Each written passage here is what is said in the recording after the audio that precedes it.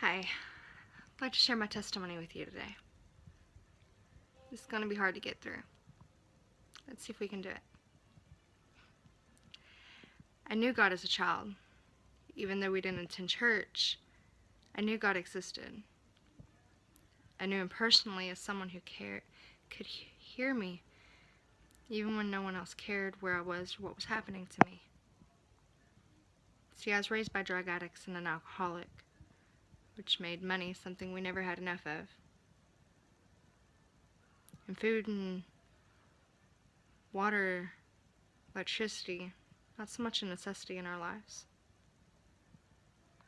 When I was around 8 years old, I had my appendix taken out.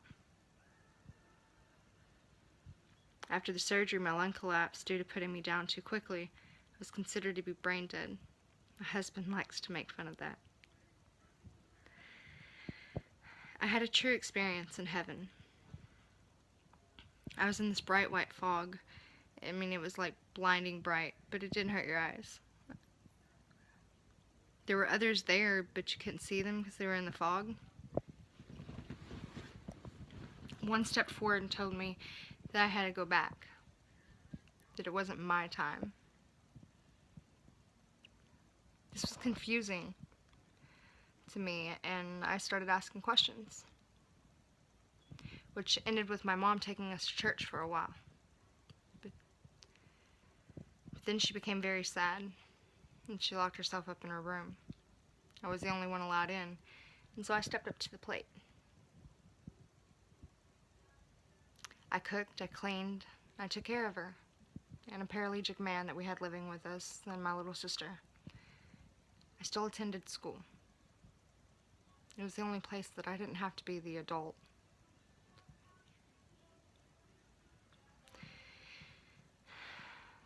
Then she came out of her room with a shotgun in her hands.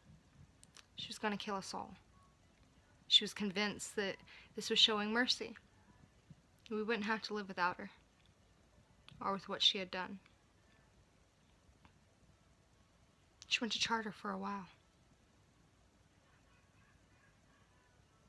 And then when she got out, our house burned to the ground. By the age of 9, I understood I no longer wanted to be here. I wanted it to be my time. I wanted to go home, where no one else could hurt me. I had been used and abused, neglected and pushed aside. I was done.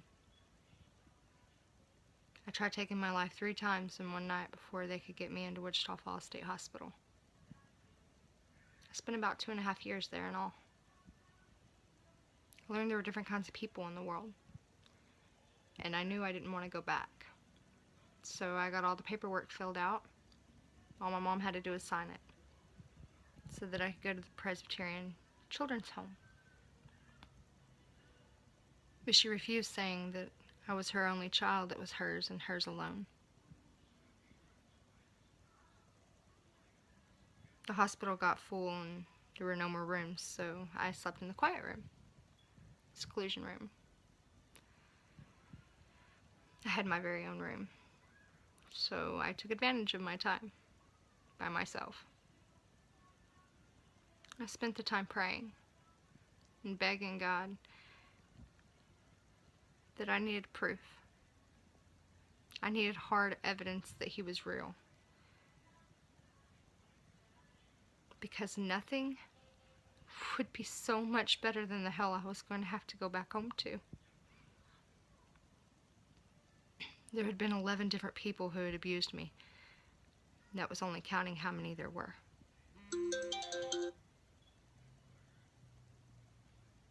I wanted out. If He was real, He had to show me, or I was done. I couldn't do this anymore. And it was at that exact moment that the staff came in and they brought me this solid white teddy bear with a crown on his head. I knew for a fact that this was God. It was against the rules for the staff to have interactions with us like this, so, straight up, it was God.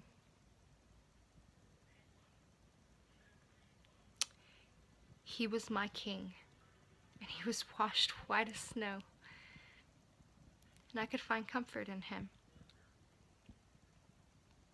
This meant that I had to fight. I couldn't give up or I'd go to hell, and I'd never make it home. They came and picked me up, and as they loaded my things, my stepdad screamed and cursed over how much stuff I had. And when we made it to the house, I found we had no electricity and no water, and I had no bed. I thought, why? Why'd you even come get me?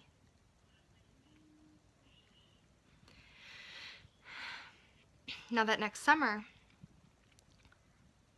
we went to the coast. It was my first real vacation. I got to see the ocean for the first time. Quite honestly, the last time too. I haven't been back. I was around 11, and my mom sat me down with her brother and told me I could smoke the pot or I could get the bleep out. Okay. Now, this was due to the fact that I had told everyone I could think of that I thought might actually help take us away, that they were on drugs. I even begged and pleaded to her on my hands and knees. I cried that I needed her and just to quit.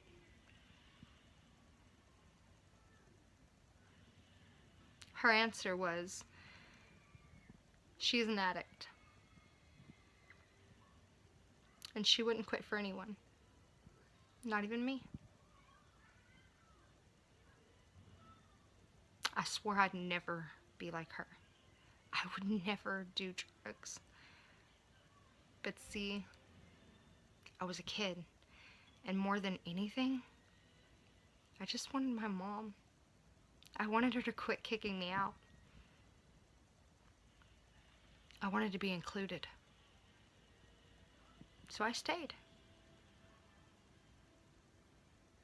At 12, I went to my first drinking party. The father bought the alcohol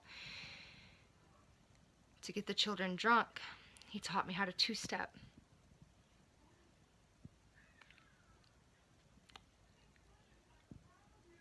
And then he took advantage of me. By the age of 13, I did meth. I watched the girl with the SOD. She wasn't more than 15, 14 years old herself. And by dawn, she was foaming at the mouth. It was very scary. But for the very first time in my life, I felt beautiful. This wasn't a feeling I'd soon forget. Yet scary enough, I turned back to God, which is where the devil was waiting on me. A man of 28 years old, that went to our Wednesday night youth. He knew the Bible, in and out, and he reeled me in. My mom split up with my dad, and she let this man move in with us. I was only 14. And I thought I was in love. My Mimi came for a visit, and she sent his ass to prison. Come to find out, I didn't even know his real name. My mom became so very mad at me for making her mom disgusted with her. She gave me pills that were for seizures. And when I started puking and reacting badly to them, she left for Mississippi.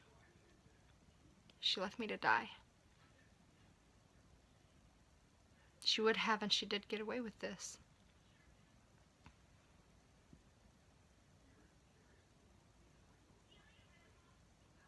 But see, God, He had different plans for me. I had another encounter with Jesus. I was at the cross. I was at His feet. I had my face planted on the ground in the blood-drenched dirt, begging him to let me hang with him. Begging him to have a guaranteed place by his side. That hanging on that cross would be so much easier than the hell I'd been living in. Then he was off the cross and he stood in front of me and he lifted up my head. And he told me I had my own cross to bear. I couldn't see him through my tears, and then it just all faded away. And I was back in my room. I was laying in my own vomit and waste. I survived.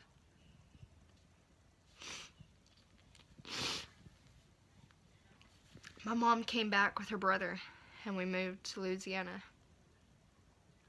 That's when she introduced me to cocaine with him one night. And then she went back to Texas. I still have a hard time dealing with what all happened to me there. I was 15, drinking, smoking pot, popping pills, and doing cocaine. I was drinking one night when I had the guts to ask him, why? Why are you doing these things to me? You know what I've been through. You know I just sent the man I loved to prison. You know I had my brother taken away from me for this.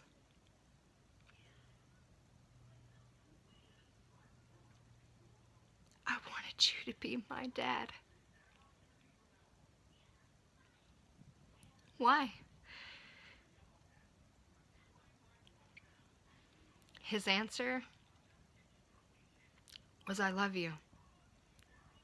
And whatever way you choose to love me is your choice. I knew I was broken. I knew I was damaged. See, before I left, he handed me a gun, and he begged me and pleaded for me to shoot him. And I wanted to so badly, but I just knew I'd get in trouble for it. So I told him the one thing I had learned. God wouldn't forgive you for checking out early. I hated myself for years for not pulling that trigger. Especially later when I learned from the police I would have gotten away with it. By the time I was 18, I was living on the streets and I was eating out of dumpsters and just started shooting meth. That's when I met my husband, still to this day. I was so very thankful that God had heard my prayers. He had sent someone to save me from myself.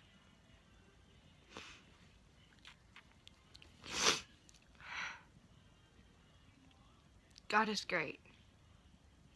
But Mike, he was very mean and he was controlling. But I was convinced I deserved it.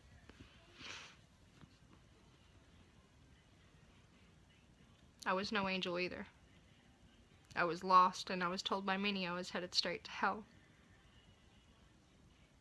But see, it was only because I had no tools on how to forgive those who had broken parts of me I thought no one else could see. The truth is, I was afraid. I was afraid that if I forgave them, then all would be forgiven. That's the funny part, because see, that's not what I wrote, and I've done that twice. That's the truth. Now that's the truth. If I forgave them, then all would be forgiven. But that's not what I have written.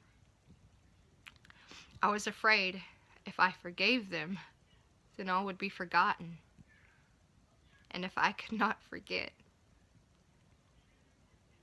then they should never be forgiven. This led to hate, which fed the demons. Michael couldn't understand what I had been through. Heavens, I still have a hard time dealing with it all myself. We married 6 months from the day we met.